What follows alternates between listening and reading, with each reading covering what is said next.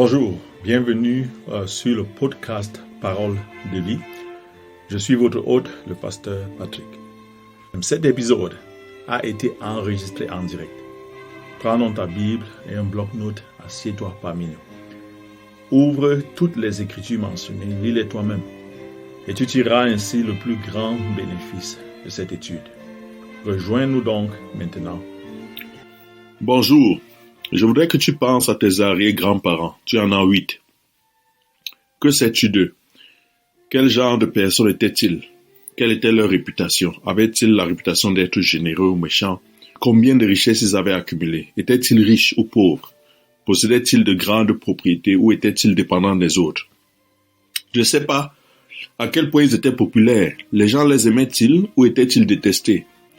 Je ne sais pas à quel point ils étaient honnêtes. Étaient-ils des menteurs invétérés ou tenaient-ils à leurs promesses? Je ne sais pas dans quel but ils ont vécu. Je ne sais pas s'ils étaient généralement en bonne santé. Étaient-ils souvent malades? Je ne sais pas comment ils sont morts. Était-ce un accident? Quelqu'un les a-t-il assassinés? Étaient-ils très malades? Ou leur décès a-t-il été soudain? Ont-ils disparu?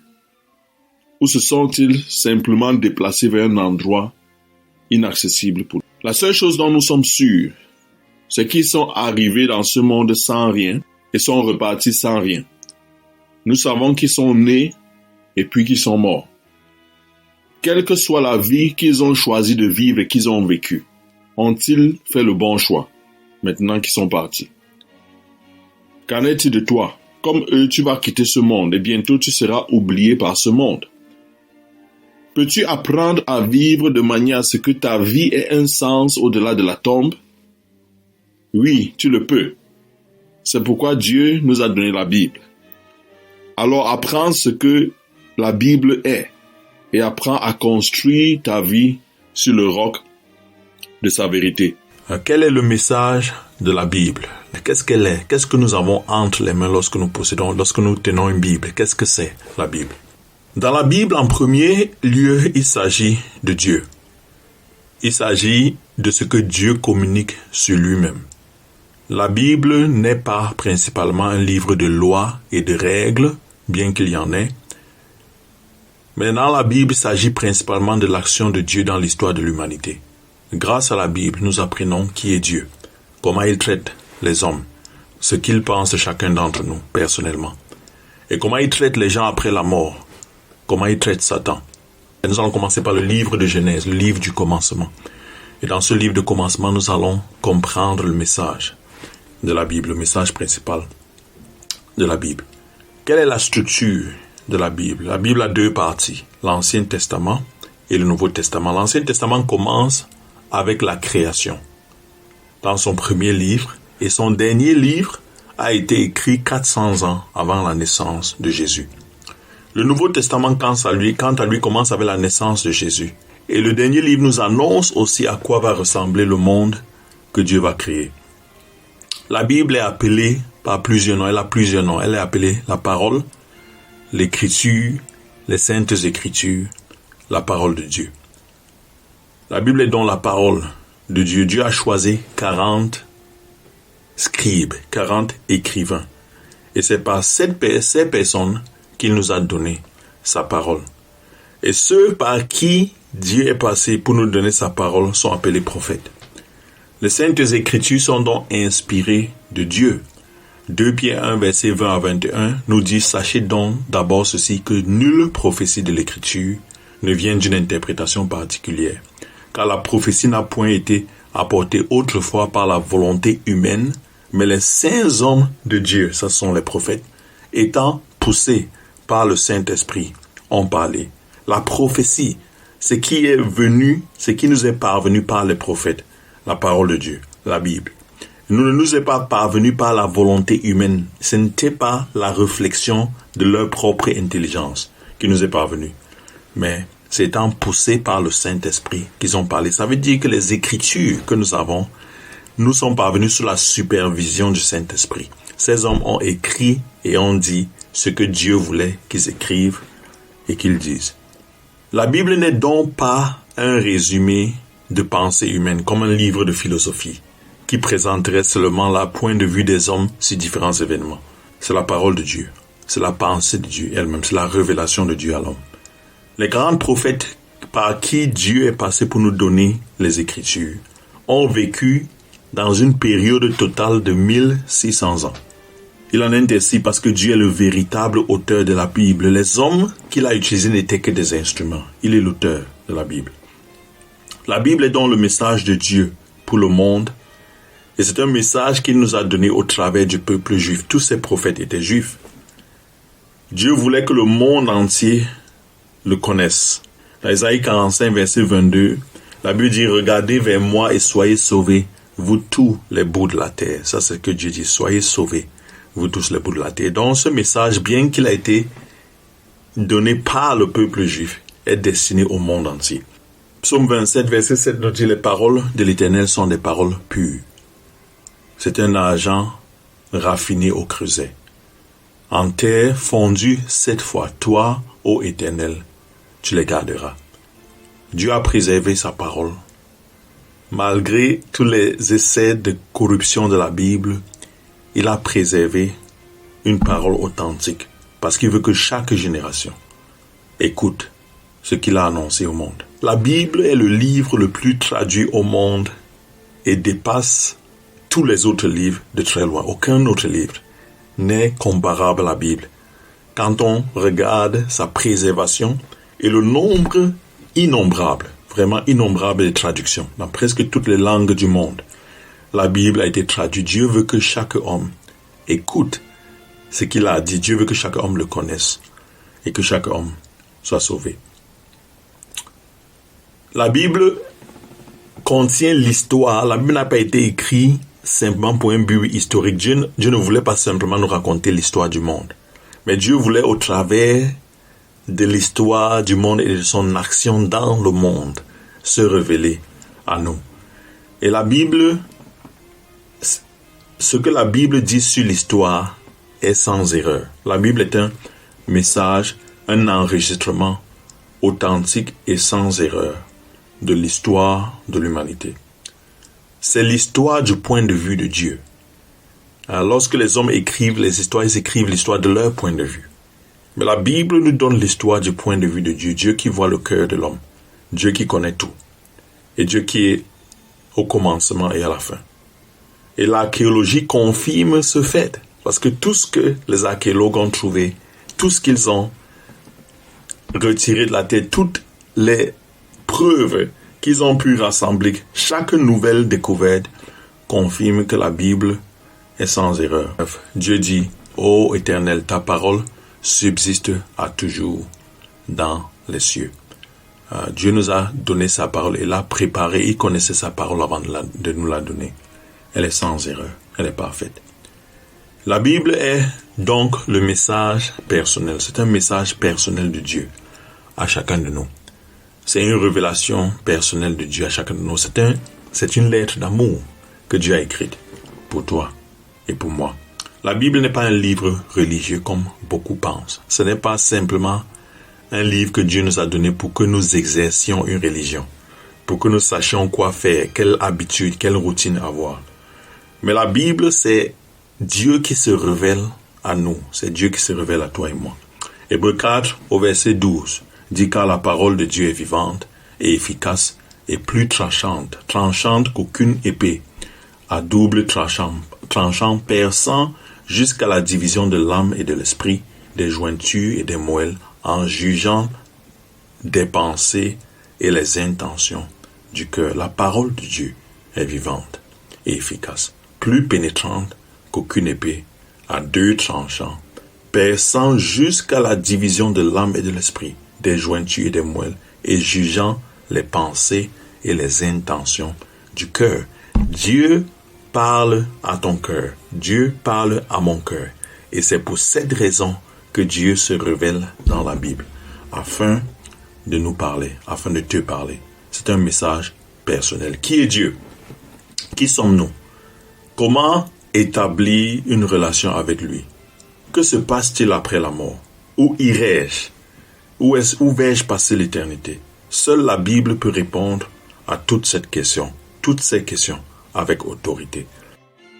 Aujourd'hui, nous allons parler du monde que Dieu a créé. Que voyons-nous lorsque nous observons ce monde? Nous voyons la beauté du ciel, les merveilles créatures des océans, l'ingénierie formidable des êtres vivants. Mais nous voyons la beauté et la magnificence, la régularité de ce monde. Mais nous voyons aussi les maladies, la méchanceté, la souffrance, la mort. Et cette tension est inexplicable. Mais la Bible nous révèle que le monde que nous voyons aujourd'hui n'est pas le monde que Dieu a créé. Quel est donc ce monde que Dieu a créé? Pour ça, nous allons lire le premier livre de la Bible, le premier chapitre, Genèse, chapitre 1. Dans Genèse, chapitre 1, au verset 1, Dieu nous révèle ceci: au commencement, Dieu créa les cieux et la terre. Il n'y a personne d'autre qui pouvait nous donner cette information à part Dieu lui-même, car il était présent. Au commencement, Dieu créa les cieux et la terre. Dieu le Créateur précède toute chose. Le commencement, c'est le commencement du temps. Mais avant le commencement, Dieu est là. Il précède le temps. Au commencement, Dieu créa le ciel et de la terre. Dieu précède aussi l'univers matériel. Avant que la matière fût formée, Dieu était et Dieu est. Jean 4, verset 24 nous dit: Dieu est esprit et il faut que ceux qui l'adorent en esprit.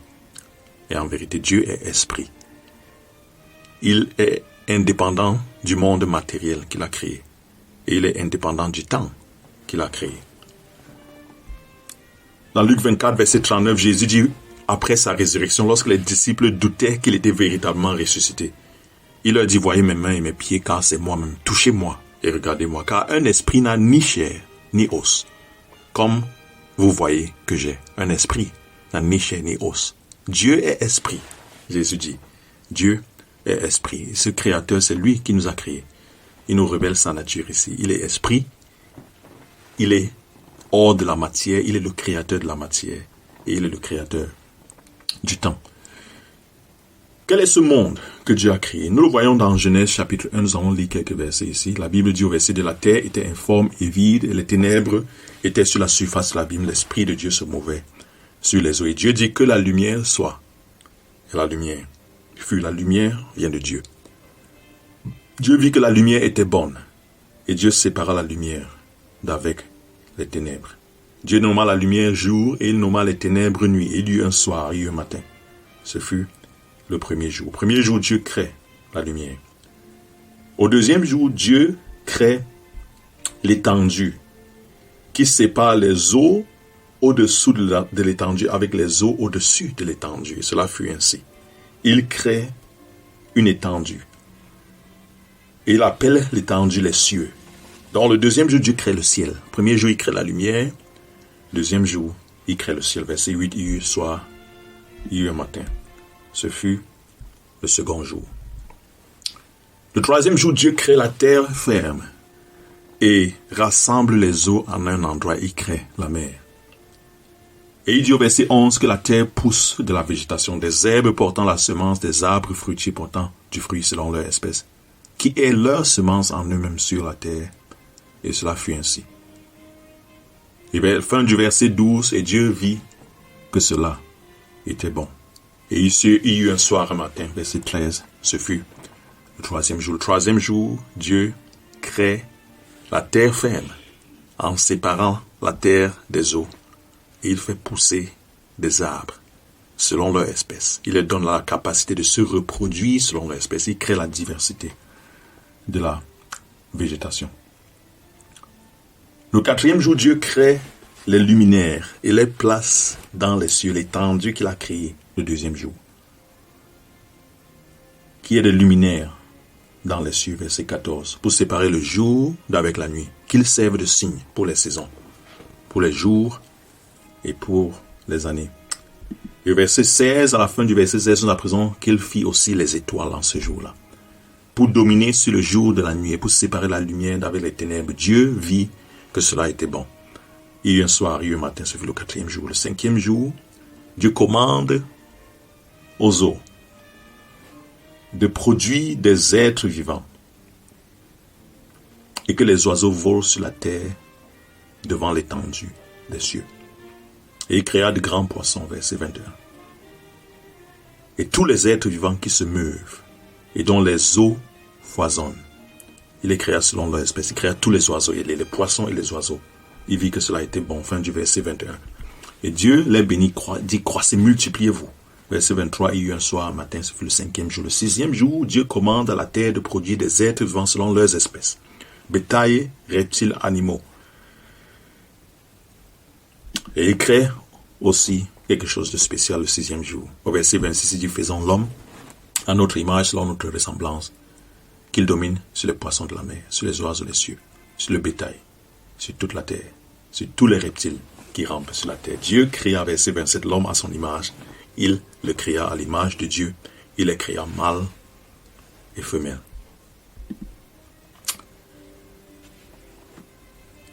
Contrairement à l'homme, Dieu crée avec sa parole. Dieu est parfait et il crée un homme à son image, un homme parfait. Nous voyons qu'au commencement, l'homme et les animaux étaient tous herbivores. Nous le voyons au verset 29 de Genèse chapitre 1. Dieu dit, je vous ai donné toute herbe portant semence, qui est à la surface de toute la terre, et tout arbre qui a en soi du fruit d'arbre portant semence, ce sera votre nourriture. Et à tous les animaux des champs, et à tous les oiseaux du ciel, et à tout ce qui se meut sur la terre, qui a en soi une âme vivante, j'ai donné toute herbe verte pour nourriture, et cela fut ainsi. Donc tous les animaux, les oiseaux, les poissons, tous les oiseaux et tout ce qui se meut dans le ciel, sur la terre, dans les eaux, ils se nourrissaient d'herbes et de graines. Le monde a changé. Il n'y avait ni maladie, ni méchanceté, ni douleur, ni mort, ni dans le monde animal, ni parmi les hommes. Le verset 26, Dieu dit, faisons l'homme à notre image. Et ce verbe au pluriel, Dieu nous révèle que ce Dieu n'est pas un Dieu simple. C'est un Dieu complexe. Et cette complexité nous est révélée dans 1 Jean 5, verset 7, qui dit qu'il y en a 3 qui rendent témoignage dans le ciel, le Père, la parole et le Saint-Esprit. Et ces 3-là sont un. Donc Dieu nous révèle, au commencement Dieu créa le ciel et la terre. Mais au verset 2 nous dit, l'Esprit de Dieu se mouvait au-dessus des eaux. Donc Dieu crée et il nous dit que son esprit, c'est-à-dire une deuxième entité, est en train de se mouvoir au-dessus des eaux. Et puis il nous dit au verset 26, 27, faisons l'homme, faisons. Et il nous explique dans 1 Jean 5, 7, que ce Créateur, notre Dieu, est 3 en 1. Il est un, mais il y a en 3 parties. Le Père, la parole et le Saint-Esprit. Nous avons identifié le Saint-Esprit. Genèse 1, verset 2, il se mouvait au-dessus des eaux. Nous avons identifié le Père qui parle. Mais maintenant, il nous dit que cette parole qui a tout créé, cette parole est une partie de lui. Et c'est l'un des 3 qui font un. Et qui est cette parole? Jean 1, verset 1. Jean 1, verset 1, au commencement était la parole. Nous avons lu Genèse 1, au commencement, Dieu créa. Mais Jean 1, 1 nous dit, au commencement était la parole, parce que la parole est Dieu. La parole fait partie de Dieu. Et la parole était Dieu, Jean 1, verset 1. Et la parole était avec Dieu, et la parole était Dieu. Elle était au commencement avec Dieu. Toutes choses ont été faites par elle, ça nous l'avons vu. Et rien de ce qui a été fait n'a été fait sans elle. Et puis le verset 14 nous dit que cette parole qui était avec Dieu et qui est Dieu a été faite chair et a habité parmi nous, les hommes, pleine de grâce et de vérité. Nous avons contemplé sa gloire, dit l'apôtre Jean, une gloire comme celle du Fils unique, venu du Père. Jésus-Christ, le Fils unique de Dieu. Il est la parole qui est devenue chair, Dieu qui est devenu homme. Et donc ce Dieu-là, c'est le Père, le Fils qui est devenu homme, et le Saint-Esprit. Et les 3 sont un. Quel caractère de Dieu discernons-nous à travers la création? Premièrement, l'œuvre de la création nous montre que Dieu est tout-puissant. Psaume 19, verset 12, verset 2 déclare « Les cieux racontent la gloire de Dieu, et l'étendue fait connaître l'œuvre de ses mains. Dieu seul peut créer par sa parole. Personne d'autre que Dieu ne peut créer des êtres vivants qui ont en eux le souffle de vie. Personne d'autre que lui ne peut créer des êtres et des entités qui se reproduisent eux-mêmes. Le principe, la capacité de reproduction selon leur espèce est une œuvre que Dieu seul peut accomplir. La création de Dieu révèle qu'il peut tout faire et qu'il sait tout. Il peut tout faire et il sait tout. Deuxièmement, l'œuvre de création de Dieu nous montre que Dieu est infiniment sage. Sa création est étonnamment diverse. Pense par exemple à la nature du soleil, le rôle de la lune, des étoiles, le mouvement de la terre, l'agilité des oiseaux, le nombre de poissons, le monde des poissons qui est si diversifié, si riche, si beau, les innombrables bêtes des champs, et même la structure de nos propres corps, le cerveau, les veines, les circuits électriques de nos nerfs, les systèmes de reproduction, les organes, le sang. Il est infiniment sage. Et c'est ce que sa création nous révèle. Et puis remarque que plusieurs fois dans la création, Dieu dit, il vit que cela était bon. Il vit que cela était bon. Et Dieu nous révèle ici qu'il est bon. Il est un Dieu plein de bonté. Parce que Dieu est bon et parfait. La parole, le monde qu'il a créé, était aussi bon et parfait. Tout ce que Dieu a fait reflète son caractère. Romains 1, verset 20. Romains 1, verset 20 nous dit en effet les perfections invisibles de Dieu. Sa puissance éternelle et sa divinité se voient comme à l'œil nu depuis la création du monde quand on les considère dans ses ouvrages. Oh, que voit-on lorsque nous observons la création de Dieu? Nous voyons ses perfections invisibles. Nous voyons sa puissance éternelle. Nous voyons sa divinité. Il est un Dieu bon. Et le monde que Dieu a créé était un monde bon et parfait. Ce n'est plus le monde dans lequel on vit. Et nous verrons ce qui s'est passé plus tard. Mais ce monde que Dieu crée est un monde bon et parfait parce que Dieu lui-même est bon et parfait.